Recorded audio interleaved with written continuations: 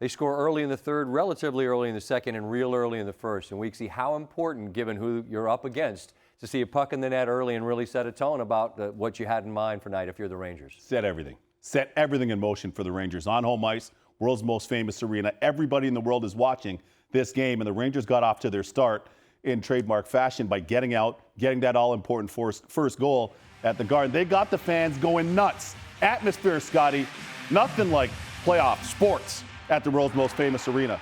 There's the opening puck drop. From there, the Rangers get in on the forecheck. 19-minute, put it 5 seconds into the period. Now we're basically a minute and change. And here come the Rangers. What a pass. What a pass.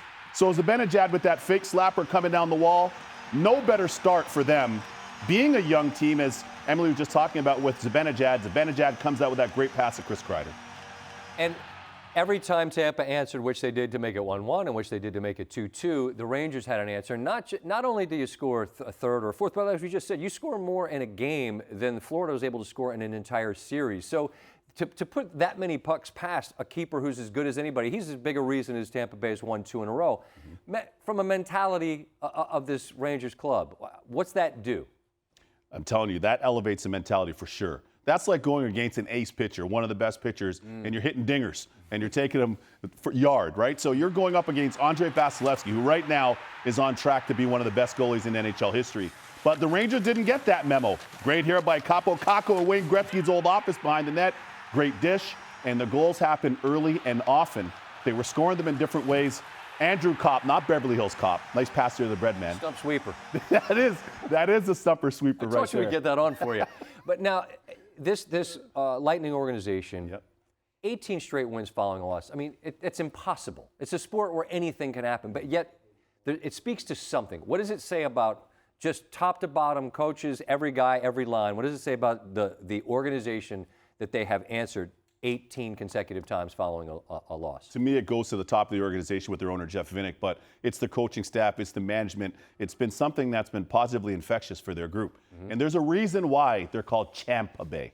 There's a reason why. Now, Tom Brady kind of renamed it Tampa Bay, but of course, you know, Steven Stamkos, the captain there, future Hall of Famer, I call it Stampa Bay or Champa Bay. They've got that resilience within their group. They have an unwavering belief in who they are, their identity, how they need to play, and selfishness. Even with all the future Hall of Famers in the group, they put the team first. And we're waiting for Hedel to join us here in just a moment, which gives us a chance to ask you another one. And this is something we were talking about off air, just in sports, how different you play when you're trailing.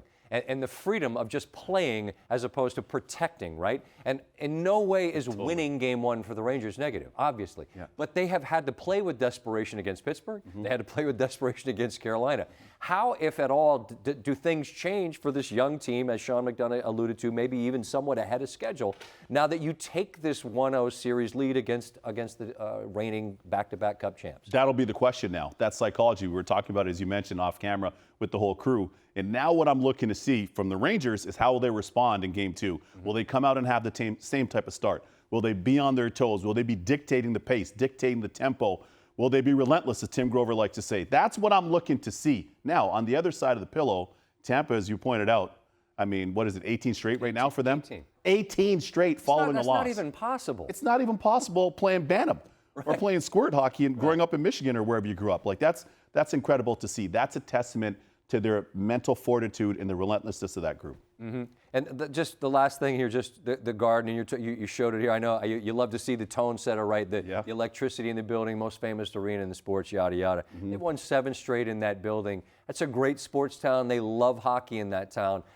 Just the sense of what we saw in New York City tonight. It was awesome in Denver last night. It'll be awesome there tomorrow. What was it like tonight in the city and the Garden? History. Garden bump in history. I mean, legacy. Original 6 team. You think of the prestige of the franchise, the greats that have worn the sweater, and generation of fans. I was there for Game 6 last series, and 2 of the fans that I typically see there, we've been coming here for 50 years. Right. 50 years, and we have our seats behind the bench. Things of that nature. So you think of the generations from great-grandparents to grandparents to parents to kids now. That's the legacy, and this is a real special time at the world's most special arena. Well, Lightning fans are like, we got 2 in the last 2 years. How many you got in the last how many years? This is it. Yeah. Hey, listen, I like that you mentioned that, right? Because I play for both these teams.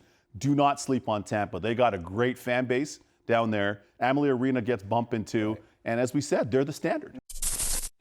Thanks for watching ESPN on YouTube. For live streaming sports and premium content, subscribe to ESPN+.